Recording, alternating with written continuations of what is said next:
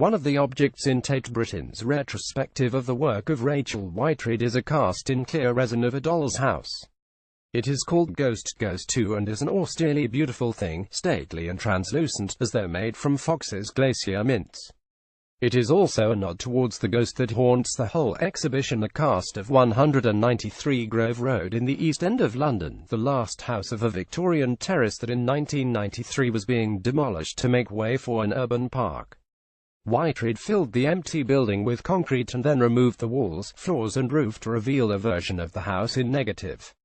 What had been air was now solid, and what had been a piece of unexceptional Victorianism was now a piece of innovative modernism, a Cockney dolmen.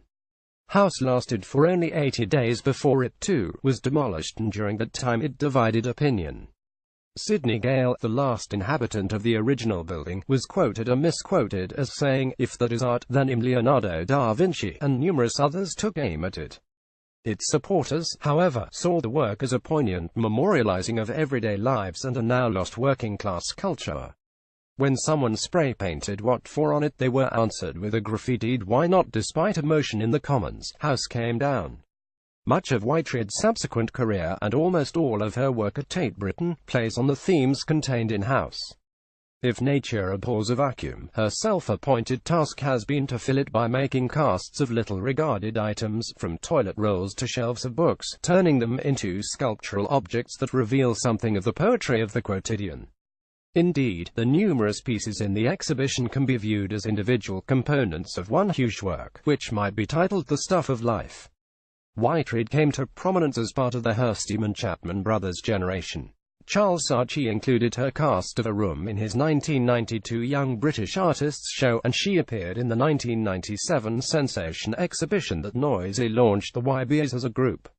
She was never, however, a fully fledged member, not least because she was not part of the ex-Goldsmiths cluster that was at its heart, although her subject matter more closely resembles the work of Michael Craig Martin, the George Martin figure in the YBA story, than does that of any of his students, Damien Hirst, Sarah Lucas, Gary Hume, Matt Collishaw and Sam Taylor Wood, now Taylor Johnson among them. The 20 years since Sensation have not been kind to the reputations of most of the now middle-aged YBAs since his cow and shark vitrines. Hirst has become a gallerist and purveyor of gimcrack grandiosity. Tracy Emin remains stuck in her rut of mawkish solipsism. Taylor Johnson is better known as the director of the film of 50 Shades of Grey, which won her a nomination for the Golden Raspberry Award for Worst Director, than for her photography. Jake and Dino's Chapman, who once promised much, seem to have lost their identity and edge, and so on. With each passing year, the YBAs look more facile and the moment in the sun less of a significant turbo boost for British art and more of a blip. Even their occasional provocations, such as when Jake Chapman declared that taking children to art galleries is a total waste of time because children are not human yet, now raise a wry smile rather than the tabloid indignation of old. Whiteread's reputation, though, has held up, in part perhaps because her work is founded on traits that are decidedly unIBA. The mood that her pieces transmit is one of contemplative silence, and her themes, memory and shared experiences, have a universality that says look at us rather than look at me. Looking is nevertheless the first thing that her work demands.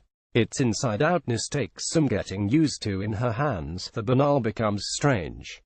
The first work in the show is entitled 100 Spaces from 1995 and comprises the casts of the space beneath 100 chairs captured in fruit jelly shades of resin. Before the brain registers the imprint of chair legs, stretchers and the underside of seats, the objects appear random, laid out in ranks like avant-garde chess pieces. Once the mental link has been made, however, the viewer's perception readjusts. We start to see these shapes first as coalescences of air and then as having a human aspect. These were places where 100 pairs of legs once kicked and innumerable shoes were discarded. All of her pieces are quietly biographical since they bear the imprint of anonymous lives. The exhibition contains a series of casts of mattresses that slump against the walls, the surfaces scored with the weave of the ticking. There are half a dozen doors, from grand double ones and the standard panelled variety to the rough timber doors of sheds, and in some the heads of the screws that once held locks in place stand proud in the plaster-tinted resin rather than being recessed. The smoothly sculptural shape of baths is revealed in reverse. These works do more than simply show the essential character of objects.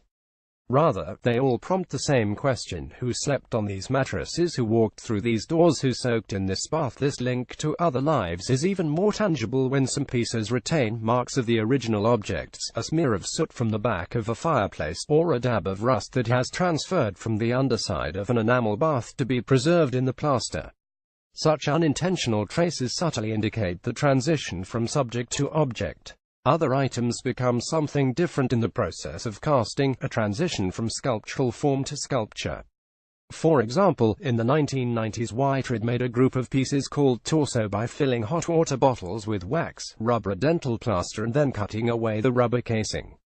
The resulting shapes, in colors from dusty pink to silver, have a vaguely humanoid appearance, and Whiteread has likened them, accurately and disquietingly, to headless, limbless babies. The two biggest works are Untitled Room 101 and Untitled Stairs. Whiteread has the annoying quirk of claiming something is untitled and then giving it a title. The first is a full-size cast of the room at the BBC's old broadcasting house that was George Orwell's model for Room 101 in 1984, while the second is an Escher-like version of the interlocking staircases at the artist's home, a former synagogue. These are massive works, made in sections and put together to form the facsimiles. Because the process has preserved the textures of the originals, from worn treads to peeling wallpaper, the works demand to be looked at close up as well as from a distance. Chance has given them surface patterning that sculptors have to carve with rasp and chisel. What the exhibition does not show is any great development in Whiteread's art. She is a somewhat limited artist whose method and themes have remained largely consistent over the past 30 years. But in refining her technique, she also refines the expressive possibilities of her work, as with her casts of the boxes that contained various items that belonged to her mother when she died, acquired work of preservation on more than one level.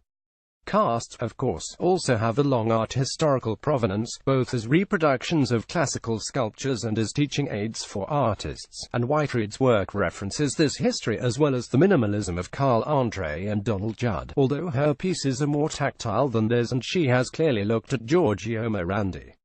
Yet she is, in essence, a still-life artist whose work commemorates every man, the pattern of whose daily life she freezes in time. The exhibition runs until the 21st of January 2018.